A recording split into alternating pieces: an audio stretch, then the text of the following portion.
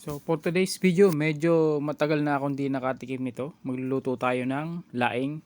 Ito ang ating mga sangkap. So ito ay laing. Tapos sinaluan ko siya ng laman ng gabi, hipon, at saka sibuyas bawang. Ayan, may sili, luya, at saka lagay natin ng bagoong.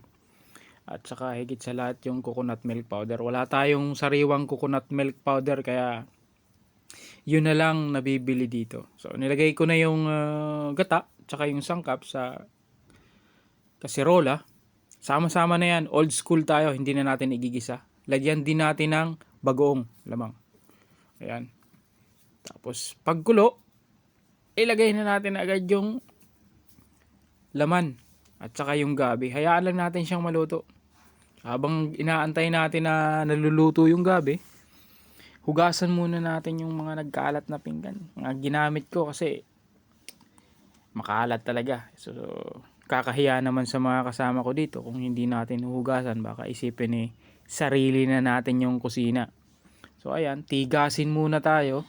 Tigahugas, kumbaga. Habang nag-aantay tayo naglumambot yung gabi.